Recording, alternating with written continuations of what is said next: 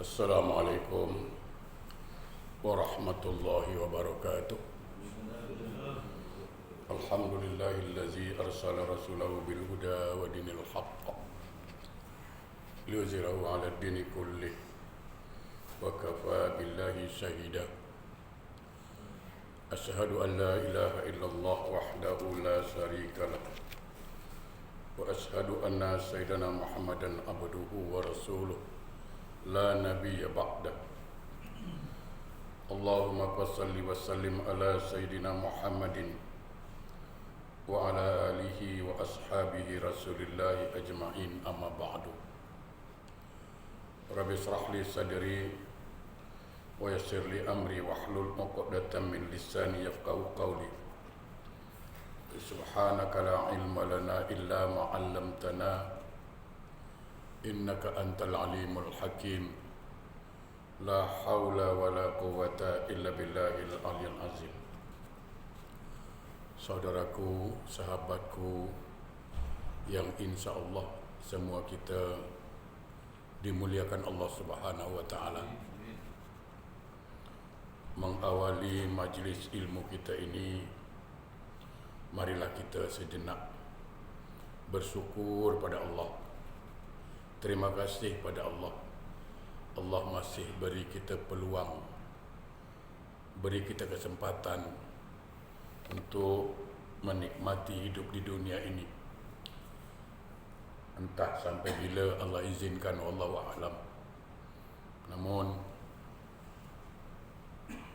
kita berharap semoga sisa-sisa umur yang Allah berikan ini dapat kita gunakan kepada sesuatu yang bernilai ibadah buat bekal kita nanti di akhirat, insya-Allah. Amin. Salawat dan salam tidak lupa marilah sama-sama kita sanjungkan keharibaan junjungan alam Rasulullah sallallahu alaihi wasallam yang hari ini sudah kita masuki bulan kelahiran beliau, ya, bulan Rabiul Awal. Mudah-mudahan kita sekeluarga mendapat syafaat dari beliau kelak yaumil akhir. Amin, Allahumma amin. Sahabatku yang berbahagia, minggu lalu saya berjanji nak cerita bagaimana supaya kita ni mencintai Rasulullah sallallahu alaihi wasallam. Namun saya ingin mengatakan apa? Jangan sampai cinta itu bertepuk sebelah tangan. Itu tak enak, tak bagus. Ya kan? Cinta sendiri. Jadi saya ingin sebelum kita mencintai Rasulullah sallallahu alaihi wasallam, kita tengok beliau Rasulullah itu mencintai kita atau tidak. Itu dulu, ya kan? Kalau kita dah tahu betapa besarnya cinta Rasulullah pada kita, nanti akan timbul perasaan, patutlah kalau aku cinta beliau, wajar kalau aku cinta beliau. Kenapa? Karena beliau pun sangat cinta pada kita. Jadi cinta tidak bertepuk sebelah tangan. Okey? Saya buktikan dengan 3 kisah atau 3 riwayat. Pertama, betapa beliau itu sangat mencintai kita umatnya. Pertama,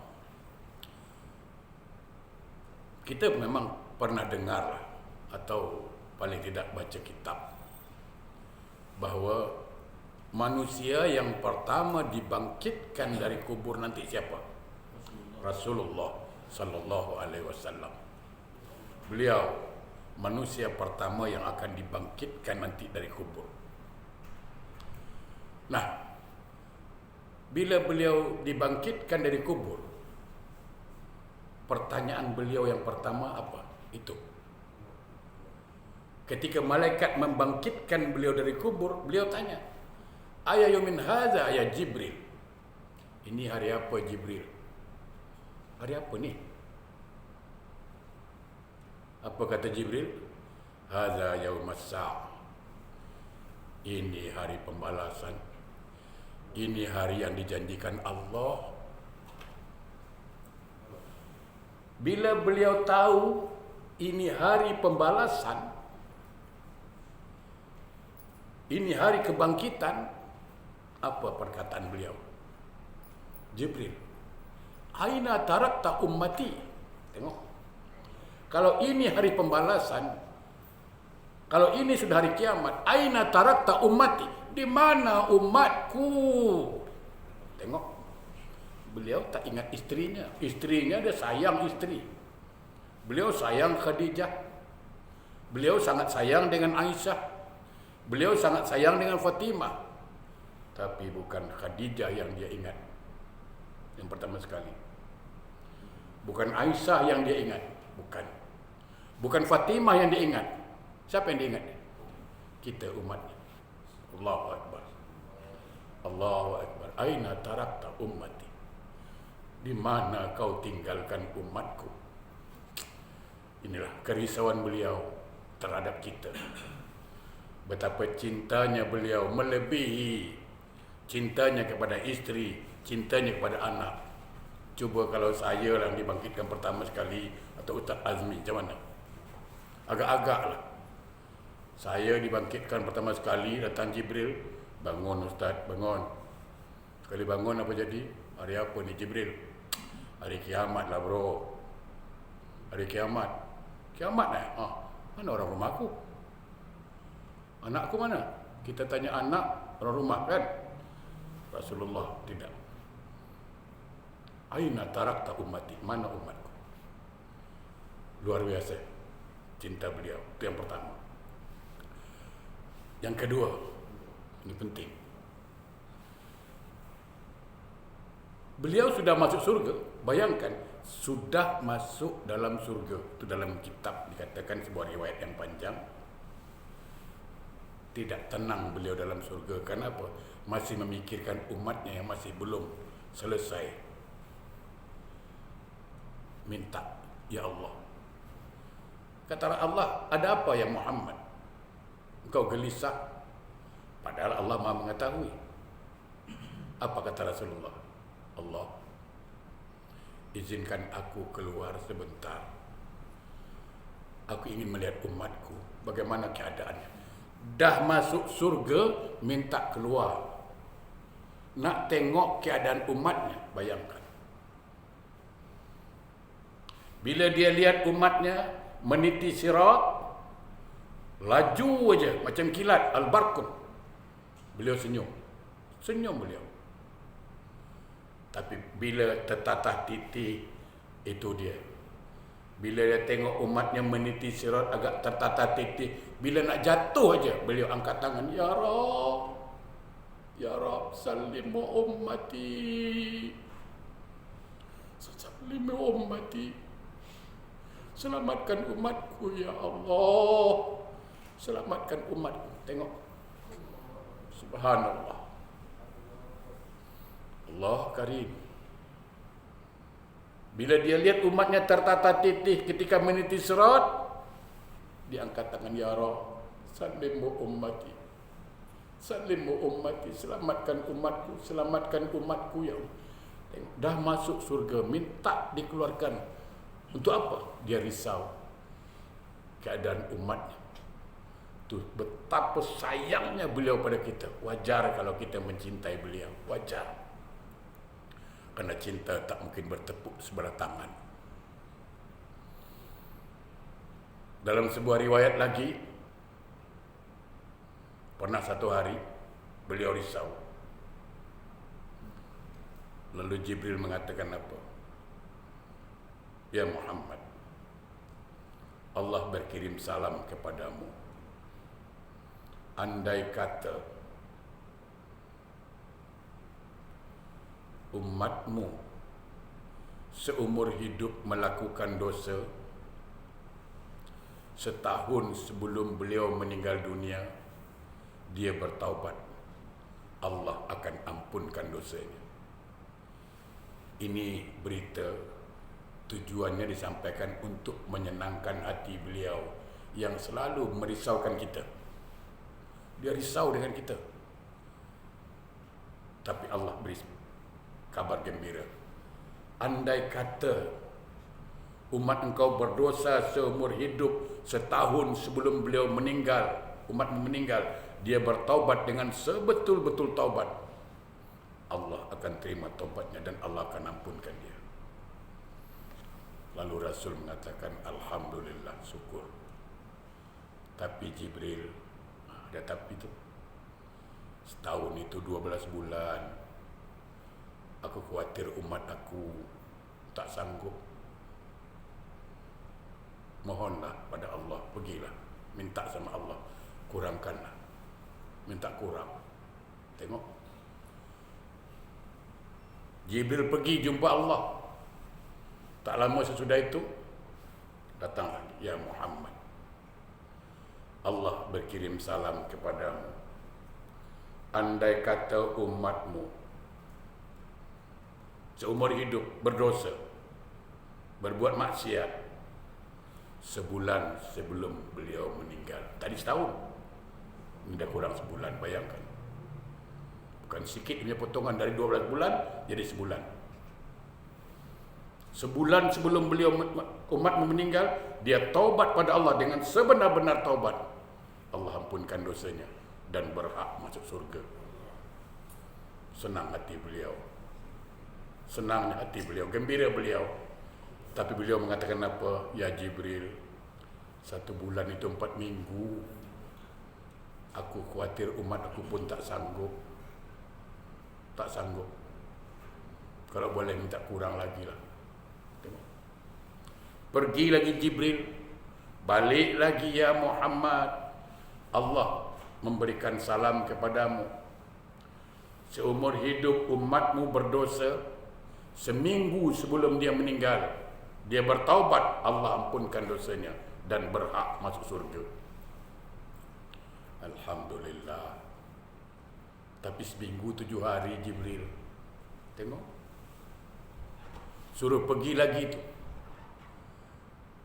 Pergi lagi, minta dengan Allah, kurangkan sikit. Pergi lagi Jibril, minta kurang. Endingnya, terakhirnya, apa kata Jibril Muhammad? Andai kata umatmu berdosa seumur hidup, sehari sebelum dia meninggal dunia, dia betul-betul sadar dan bertaubat kepada Allah, walaupun dia sudah tak boleh nak buat apa. Dia taubat pada Allah dengan sebenar-benar taubat, Allah ampunkan dosanya. Subhanallah, Allahu Akbar. Betapa beliau betul-betul memikirkan kita. Wajar, sekali lagi, wajar kalau kita sangat mencintai beliau. Jemaah, okey, ini 3 kisah. Banyak kisah beliau mencintai kita, banyak. Tapi saya ambil 3 ini saja sebagai bukti betapa beliau sangat-sangat cinta, sangat-sangat sayang pada kita, melebihi sayangnya kepada isteri dan anaknya. Nah, pertanyaannya sekarang, apakah kita betul-betul mencintai Rasulullah? Itu persoalannya. Man ahabba syai'an, kata Nabi, sabda Rasulullah, man ahabba syai'an kathirun zikrin kathirun syai'an. Siapa yang mencintai sesuatu, dia akan suka banyak menyebut sesuatu itu. Kalau betul kita mencintai Rasulullah SAW, berapa banyak kita menyebut nama beliau? Bayangkan. Saya contoh sajalah, contoh senang, contoh simple. Kita masuk ke masjid, ini contoh simple saja, membuktikan cinta kita pada beliau. Tentu kita akan jaga apa yang beliau suruh. Sama ketika kita mencintai isteri, isteri pesan apa pun kita beli, ya kan? Kalau dah sayang isteri, Isteri minta sate, sate pun cari. Isteri minta durian, durian pun pergi, kita pergi. Nak buktikan sayang. Sekarang kita buktikan. Pertama, simple saja. Ketika kita keluar dari rumah, bagaimana cara kita, etika kita? Nabi mengajarkan itu. Keluar dari rumah untuk ke masjid, jangan lupa baca apa? Bismillahi tawakkaltu ala Allah wala haula wala quwata illa billah. Pertanyaannya mudah. Sudahkah kita amalkan? Itu pertanyaan. Itu pertanyaan paling simpel itu. Dan ketika masuk masjid kita diajarkan apa? Berselawat kepada Nabi dulu. Beri salam beliau. Assalamu alayka ya Rasulullah. Baru berdoa. Allahumma ftahli abwaab rahmati. Itu etika kalau kita mau ke masjid yang dipesankan oleh beliau. Saya bacakan sebuah hadis yang panjang. Muhammad bin Abdul Rahman bahwa Nabi SAW bersabda, tidak ada salah seorang, bila salah seorang di antara kamu mengucapkan salam kepadaku sesudah beliau meninggal, beliau wafat, kita beri salam, Assalamualaikum ya Rasulullah. Maka malaikat Jibril datang bertemu beliau dan memberikan kabar, ya Muhammad, si fulan ibnu fulan memberi salam kepadamu. Beliau dengar, beliau sampai. Nanti saya jelaskan sedikit supaya keyakinan kita mantap. Ketika kita mengatakan Assalamualaikum ya Rasulullah, Assalamualaikum ya Rasulullah, lalu Jibril mengatakan, ya Muhammad, si fulan ibnu fulan berselawat kepadamu. Apa kata Rasulullah? Ini yang penting. Jawaban beliau ini penting. Apa kata beliau? Ya, ketika dikatakan si fulan mengucapkan salam untukmu, maka beliau mengatakan wassalamu alaihi salam wa rahmatullah wa barakatuh. Dan semoga dia yang beri salam itu diselamatkan Allah dan dirahmati Allah dan diberkati Allah. Bayangkan, doa Rasulullah, doa insan yang dimuliakan Allah, doa Nabi yang agung untuk kita. Kita cuma cakap Assalamualaikum ya Rasulullah. 3 Nabi bagi kita doa. Pertama, ya Allah tolong selamatkan orang itu. Ya Rabb, ya Rabb. Bayangkan. Wa alaihi salam, tolong selamatkan dia ya Allah yang kasih salam. Wa rahmatullah, dan rahmati dia. Wa barakatuh, dan tolong berkati dia. Allahu Akbar. Andai kata kita tahu rahasia kenapa selalu kita beri salam pada Rasulullah, saya sangat yakin kita tidak pernah melupakan itu. Kenapa? Maaf, beliau manusia yang diagungkan Allah, manusia yang dimuliakan Allah, manusia yang dijamin masuk surga, mendoakan kita. Bayangkan, kita jumpa ustaz, cium tangan, ustaz tolong doakan ustaz, percaya betul ni, betul tak? Ustaz doakan ustaz, doa ustaz, doa lah. Oh, dah percaya. Ni Nabi yang doakan kita, kurang percaya kita? Kurang percaya? Dengan modal apa? Cuma beri salam aja dengan beliau. Masuk masjid, Assalamualaikum ya Rasulullah. Dia kasih kita 3. Semoga engkau selamat, dapat rahmat, penuh berkah. Bayangkan, rugi kan kalau kita tinggalkan? Ini bukti cinta kita pada Rasulullah. Kita jaga pesan beliau. Saya nak sampaikan sedikit tentang rahmat. Kenapa kita sangat perlu sekali selalu semoga Allah rahmati kita, semoga Allah merahmati engkau. Rahmat Allah, jamaah. Sedikit saya tambahkan di sini. Pentingnya, perlunya kita mendapatkan rahmat Allah. Pertama, ini sebagai contoh paling mudah biar kita faham. Biar kita faham, mengerti betapa kita sangat memerlukan rahmat Allah itu.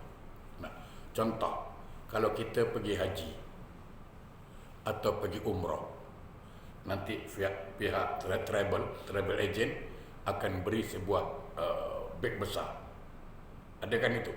Beg besar. Untuk apa beg itu? Koper itu. Untuk letak kain ihram, letak tuala, betul, tempat baju, tempat kain. Ni dalam beg itu ada tuala, ada kain ihram. Sama. Rahmat itu beg besar, tas besar. Dalam rahmat itu ada ridha Allah. Dalam rahmat Allah itu ada ampunan Allah. Dalam rahmat Allah ada hidayah. Jemaah, ini contoh.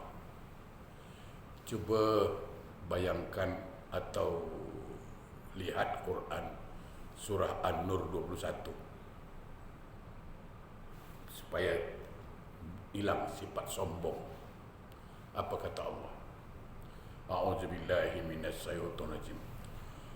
Walaula fadlullahi alaikum wa rahmatuhu ma zakka minkum min ahadin abada.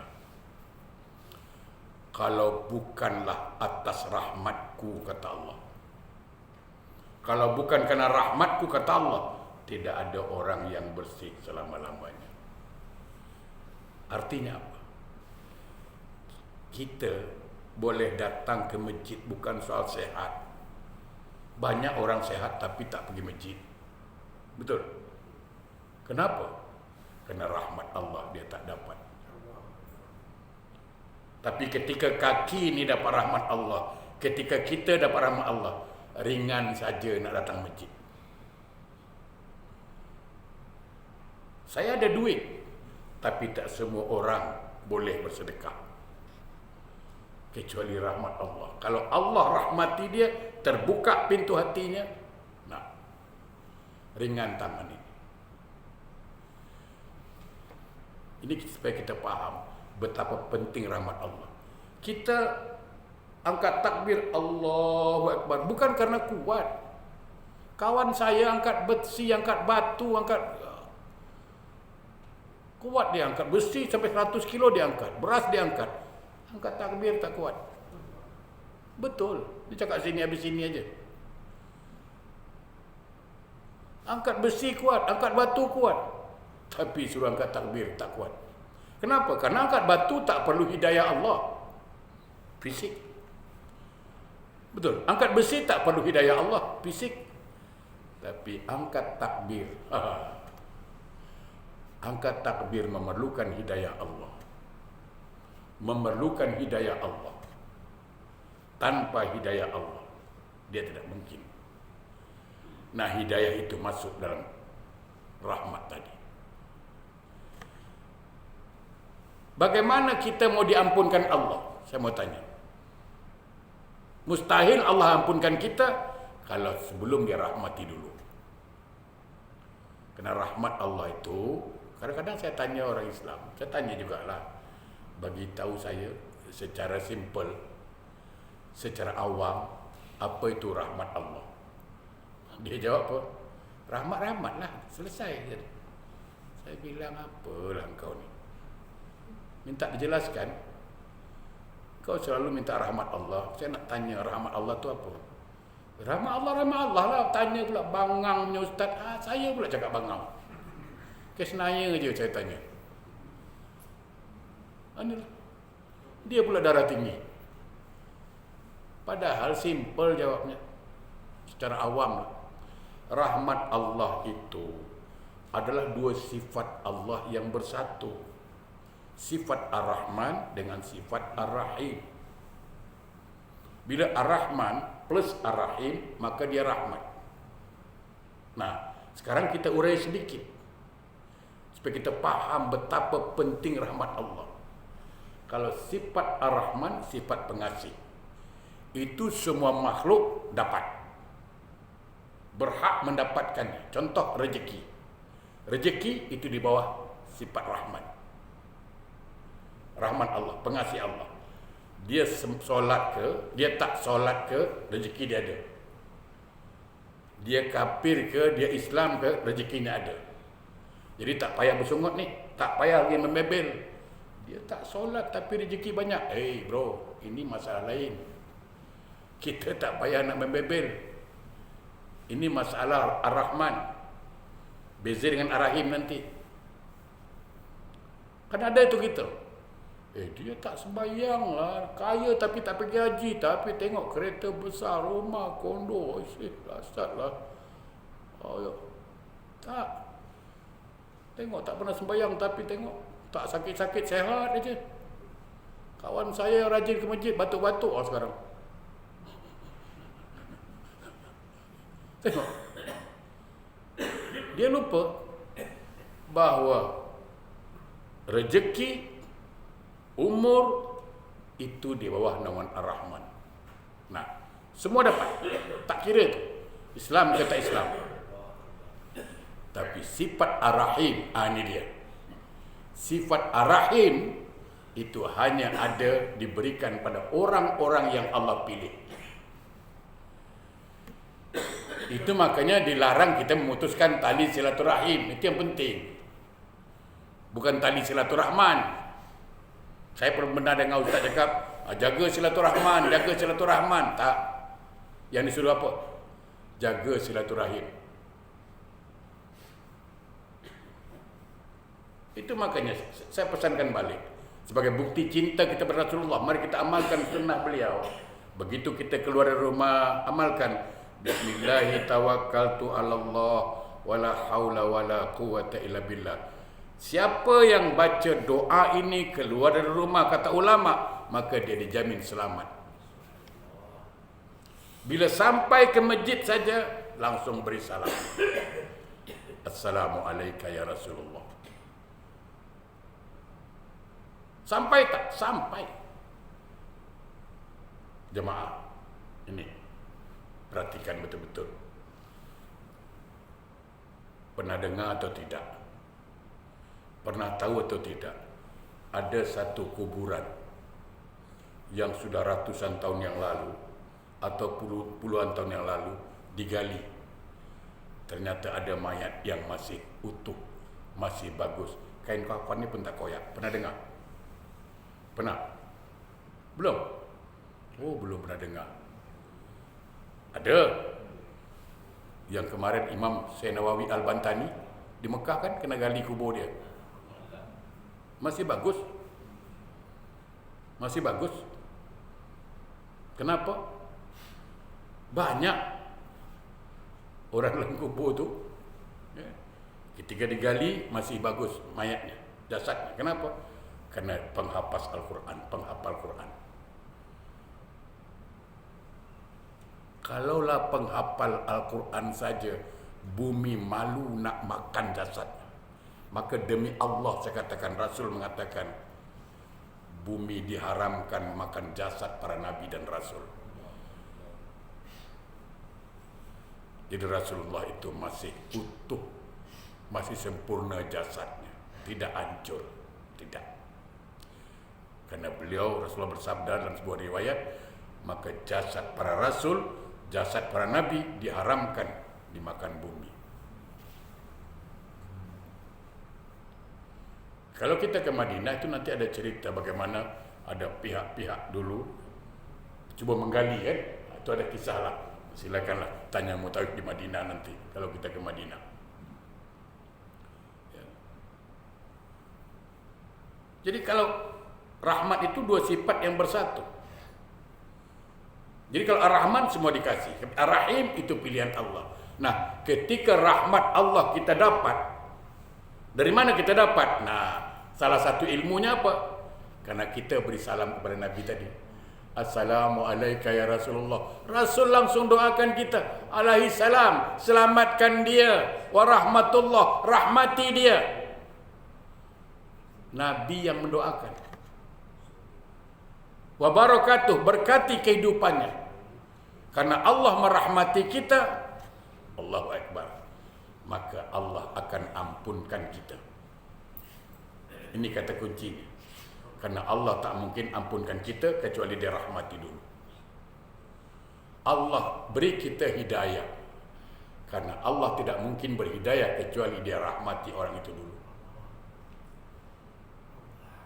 Allah akan ridho pada kita. Kenapa? Karena Allah memberi kita rahmat. Jamaah yang berbahagia. Jadi tanda bukti cinta kita kepada Rasulullah, hendaklah kita selalu menyebut nama dia. Saya bacakan sebuah hadis lagi. Dari Jabir bin Abdullah, dari Nabi SAW, beliau bersabda. Mudah-mudahan setelah baca hadis ini kita rajin berselawat. Dan saya ingin mengatakan apa? Jauhkan dari sifat riak, merasakan manfaat baca selawat. Itu saya rasakan, sangat dirasakan. Bahkan kalau satu hari saya maaf kadang-kadang terlupa, ada aja kejadian, bukan ada kejadian, ada yang kurang. Yakin. Tengok, perhatikan. Dari Jabir bin Abdullah, dari Nabi SAW, beliau bersabda, Man shalla alayya fil yaum mi'atam marrah. Siapa yang membaca salawat untuk aku pada satu hari 100 kali. Ingat, 100 kali. Saya rasa tak habis 10 menit. Ustaz, ada 10 menit? Tak sampai pun. Allahumma salli ala sayyidina Muhammad, Allahumma salli ala sayyidina Muhammad. Apalagi pakai salawat Jibril, sallallahu alaihi Muhammad, sallallahu alaihi Muhammad, lagi cepat. Siapa yang baca selawat kepadaku 100 kali, kata Nabi, qadallahu lahu mi'ata hajatin. Allah akan penuhi, Allah akan kabulkan 100 hajatnya. Tuh tengok. Nabi tak mungkin bohong bercakap. Ini bukan Muhammad Tempinis yang cakap, Muhammad Rasulullah. Bukan Muhammad Bedok. Ya. Man shalla alayya fil yaumi mi'ata marrah qadallahu lahu mi'ata hajah. Siapa yang membaca salawat untuk aku pada satu hari 100 kali, maka Allah akan memenuhi 100 hajat. Sab'ina minha fil akhirah wa salasina fid dunya. 70 hajatnya nanti di akhirat Allah penuhi, 30 hajat di dunia. Okey, kita tak usah cerita akhirat dulu, cerita dunia. Berapa keperluan kita tentang dunia? Sebut aja. Umur, space panjang, badan sehat, apa lagi? Baru 2. Rumah tangga, sakinah, apa lagi? Anak yang soleh, soleha, baru 4. Dia 30, dia kasih 30. Duit banyak, duit banyak sekali. Tak apalah. Apa lagi? Nak tambah bini juga. Ya kan? Sini tak bercakap lah, orang rumah tak ada apa. Kalau kat rumah nak kena pelangkung nanti. Ya. 30. Siapa yang baca selawat 100 kali satu hari, Allah akan penuhi hajatnya. 70 keperluan di akhirat, 30 keperluan dunia. Bayangkan. Jemaah, saya banyak teman, banyak sahabat, banyak ulama mengatakan apa? Selawat ini punya kenikmatan tersendiri. Kalau kita mengamalkan 100 kali satu hari, dia punya kenikmatan tersendiri. Pertama rezeki. Kadang-kadang min haitsu la yahtasib, kita tak tahu datang dari mana, ada aja. Betul saya katakan. Allahumma salli ala sayyidina Muhammad, Allahumma salli ala sayyidina Muhammad. Baca 100 kali pagi. Nanti kita lihat akan hasilnya. Lalu kita minta. Nabi yang cakap, siapa yang baca 100 kali, coba 30 keperluan dunia, 70 keperluan akhirat, 30 keperluan dunia dikabulkan Allah. Jadi sekali lagi, saudaraku, sahabatku, sebagai bukti kita cinta pada Rasulullah, mari kita perbanyak baca salawat. Banyak sekarang salawat, ya. Ya Nabi salam alaika, ya Rasul salam alaika, ya Habib salam alaika, salawatullah alaika, ya Nabi salam alaika, ya Rasul salam alaika, ya Habib salam alaika, salawatullah alaika. Subhanallah, subhanallah. Jemaah yang berbahagia, sahabatku yang dikasihi Allah, dalam rangka bulan Rabiul Awal ini, mari kita lancarkan selalu baca salawat. Yang pertama, sebagai bukti cinta kita pada Rasulullah. Yang pertama. Yang kedua, pesan beliau kita amalkan. Sunnah beliau, contohnya keluar dari rumah tadi. Yang ketiga ini penting. Saya ingat sebuah kisah di mana dari kisah ini kita ambil iktibar. Kalau kita memang cinta Rasulullah, amalkan ini. Pada satu hari, dalam sebuah majlis ilmu, Rasulullah mengatakan apa? Siapa-siapa di antara kalian, sahabatku, yang putus silaturahimnya, tolong tinggalkan majlis ini. Sahabat dia tak ada bercakap. Nabi sound lagi, bagi tahu lagi. Siapa-siapa di antara kalian, sahabatku, ada yang putus silaturahimnya, tolonglah tinggalkan majlis ini. Sebab Nabi itu paham apa yang terjadi. Semua diam. Sampai 3 kali Nabi bercakap, siapa di antara sahabatku ini yang memutuskan tali silaturahim, tolong tinggalkan majlis ini. 3 kali beliau kasih tahu. Seorang laki-laki berdiri, pergi. Nabi cuma tengok aja. Tak lama kemudian dia pulang lagi. Duduk. Nabi tengok aja. Selepas Rasulullah memberikan nasihat pada sahabat, tutup majlis ilmu, orang pun dah balik, Nabi panggil laki-laki itu sini.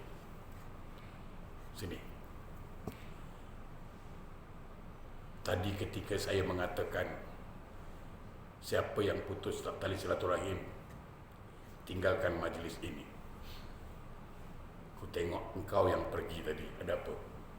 Kenapa? Kenapa Nabi tak tanya depan orang ramai? Nabi tak mau kasih malu orang. Ini dia punya. Ini yang perlu kita contoh. Kita pula nak sound orang depan orang. Kau ni apa ni depan? Sengaja dia faham. Tu kita pula. Kita penyakit gitu. Dia dah tahu bumi rendah ke tinggi. Oi, Suka pula jatuhkan aib orang. Nabi tak begitu. Contoh Nabi. Tak depan orang dia. Kenapa? Apa kata laki-laki itu, ya Rasulullah? Kalau sekali, 2 kali engkau sound, engkau bagi tahu, mungkin aku diam. Tapi aku tengok dah 3 kali, aku macam tak sedap hati, takut Quran turun nanti. Betul lah. Kenapa? Aku dah tak tegur siapa dengan makcik aku dah lama tau. Adalah sikit masalah lah tu hari. Aku jumpa dia, aku dah minta maaf dengan dia. Dia pun dah maafkan. Barulah datang sini balik.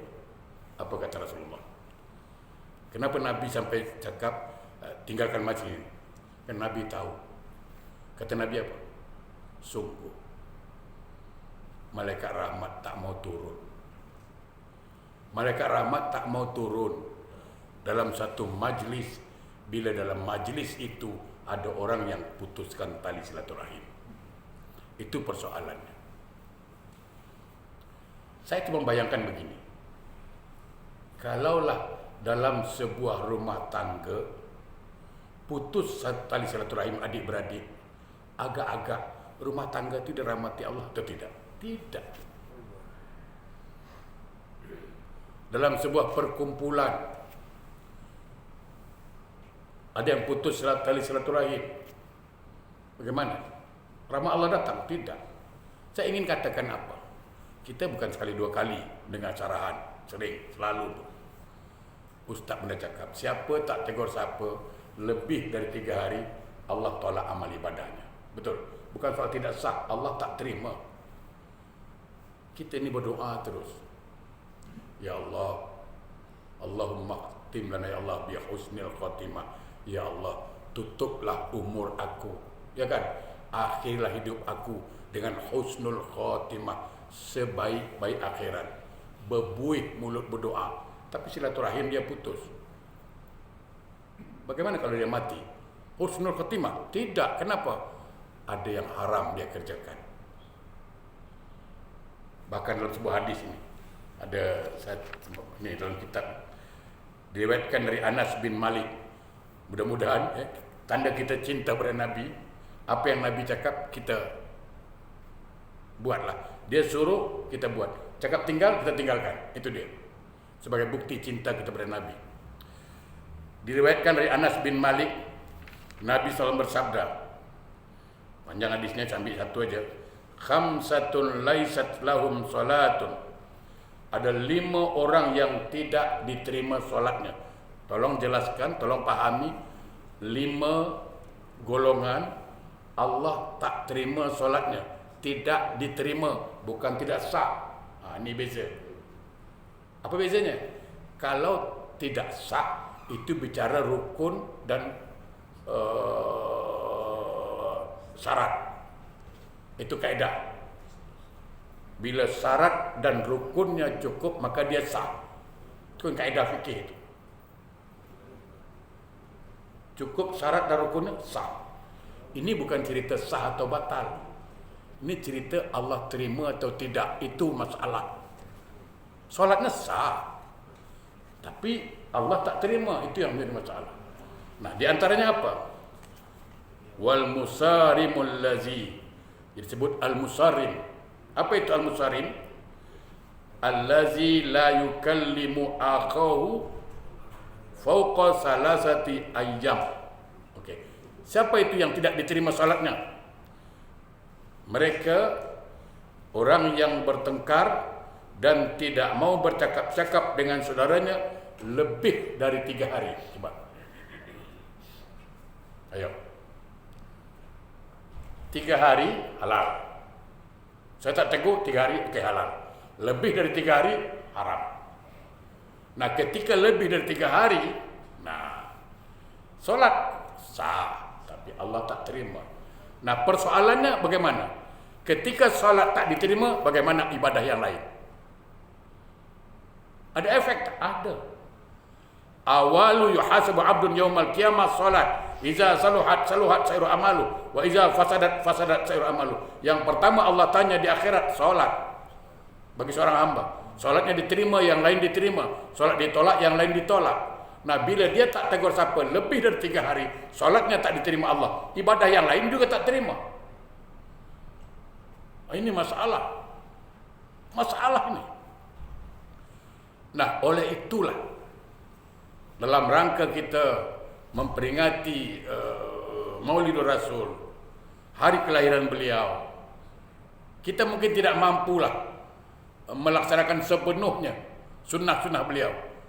Mungkin kita tak mampu sepenuhnya melaksanakan perintah beliau. Paling tidak, ini intinya ini. Tapi kita ini sombongnya tak tahan. Tegur, pantang ni. Sekali layar terbentang, surut kata berpantang. Pergi lah. Kita kan gitu. Sombong bongok. Ya kan? Sombong. Tegur lah. Walau ditikam 1000 panah, walau ditebar 1000 fitnah, pantang aku mundur tapak tanah. Ini anak Kiai Kasim. Wih, bukan main, bukan main. Yalah, sombong. Kau apa nak sombong? Buat apa? Nah, ini bezanya. Orang kalau sombong, dia takkan pernah minta maaf. Itu iblis sampai sekarang. Setan sampai sekarang. Sampai sekarang setan tak pernah minta maaf dengan Allah itu. Pasal sombong lah itu. Sombong itu apa? Nah, ditanya, sombong itu apa?